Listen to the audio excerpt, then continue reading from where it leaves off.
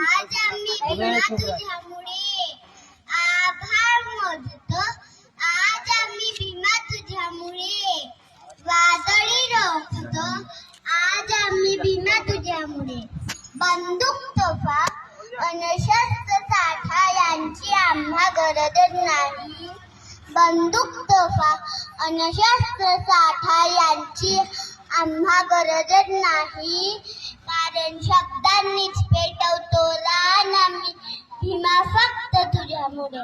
विश्ववंदनीय तथागत सिद्धार्थ गौतम बुद्ध शिवाजी महाराज व 1848 मध्ये शिक्षणाचे दरवाजे खोलून देणारे क्रांतीवीर सूर्य ज्योतिराव फुले, आरक्षणाचे जनक शाहू महाराज, विश्वरत्न परमपूज्य बोधिसत्व the greatest Indian doctor Bhimrao Ramji Ambedkar.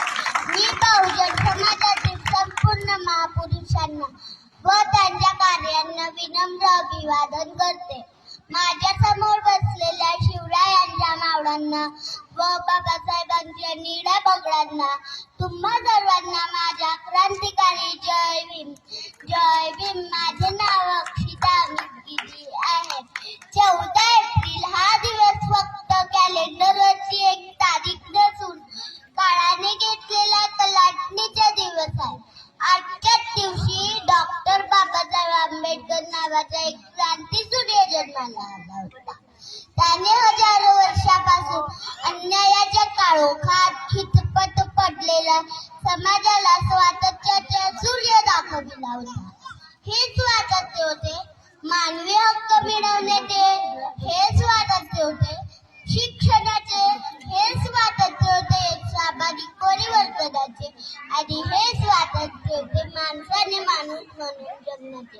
म्हणूनच वंचितांना, शोषितांना माणूस म्हणून जगण्याचे हक्क मिळवून देणारे बाबासाहेब हे मानव नसून महामानव आहेत. न्यायशास्त्रज्ञ, अर्थशास्त्रज्ञ, राजकारणी, तत्वज्ञ, समाज सुधारक, लेखक, भारताचे पहिले कायदेमंत्री, संविधानाचे शिल्पकार अशा अनेक पैलूंचे एकत्रीकरण म्हणजे डॉक्टर बाबासाहेब आंबेडकर नावाचा हा महामानव.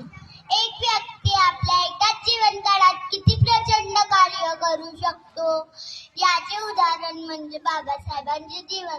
वर्ग, जात, धर्म, लिंग यांचा भेदभाव न करता सर्व नागरिकांना एक समान अधिकार आणि हक्क मिळावे हा बाबासाहेबांचा विचार. ते म्हणतात हिंदू समाज तेव्हा सामर्थ्यवान होऊ शकेल जेव्हा तो आपली अनिष्ट रूढी नष्ट करू शकेल आणि जातीमधील भेद संपवून समानतेचे व माणुसकीचे वर्तन करू लागेल. दलितांची तलवार